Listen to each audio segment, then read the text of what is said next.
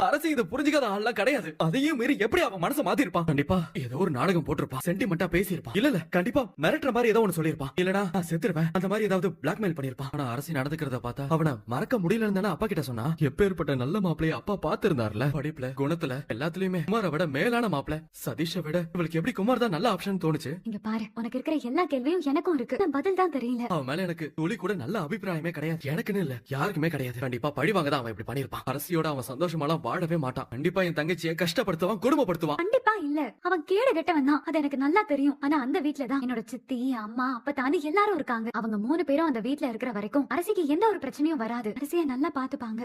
போயும் அவனு கேவலமானவன் அவன். அரசிக்கு எந்த விதத்திலுமே பொருத்தமே இல்லாதவன். காதலுக்கு கண்ணில்னு சொல்லுவாங்க. நான் இப்பதான் நேர்ல பாக்குறேன். கொஞ்ச நேரம் வந்து அமைதியா உட்காரு. அரசி அவன் எதுவும் டார்ச்சர் எல்லாம் பண்ண மாட்டான்ல. ஏதாவது பண்ணா நான் அவனை கொன்னே போட்டுருவேன். அது வேற கதை. ஆனா என் தங்கச்சி ஏதாவது பண்ணணும்னு மனசால நினைச்சா கூட நான் அவனை சும்மா விட மாட்டேன். இங்க பாரு, நினைக்கிற மாதிரி எதுவும் நடக்காது. ப்ளீஸ் கவலைப்படாம இரு. அரசிக்கு எந்த ஒரு பிரச்சனையும் வராது. அரசியை மட்டும் ஏதாவது பண்ணணும்னு நினைச்சா நானே அவனை உண்டு இல்லன்னு பண்ணிடுவேன். நீ அமைதியா இரு. எங்க மச்சான் கிளம்பிட்டிய? கடைக்கா? அடிக்க போறாரா? மச்சான் நீங்க ஒரு 2-3 நாளைக்கு கடைக்கெல்லாம் ஒண்ணும் வர வேணாம். அப்பா, நம்ம கதையை கேட்கறதுக்குனே ஊர்க்காரங்க வருவாங்க, வெறுப்பேத்துவாங்க. மாமா சொன்ன மாதிரி நீங்க ஒரு 2-3 நாளைக்கு வீட்லயே இருங்கப்பா. ஆமா மச்சான். அப்பா நானும் மாமாவும் சேர்ந்து கடையை பாத்துக்கிறோம். அப்பா போ. சொன்னா கேளுங்கப்பா, நாங்க பாத்துக்கிறோம்ப்பா. என்ன மாமா இப்படி பண்ணிட்டு இருக்காரு இவரு? சரி மாப்பிள்ள, நம்ம கிட்ட தான் வண்டி இருக்குல்ல, வாங்க நம்ம பின்னாடியே ஆமா நீங்க வீட்ல இருங்க, நான் அண்ணன் கூட கடைக்கு போறேன். ஏண்டா என்னதுக்கு? நீ வீட்ல இரு, நான் போயிட்டு வந்துடுறேன். நீங்க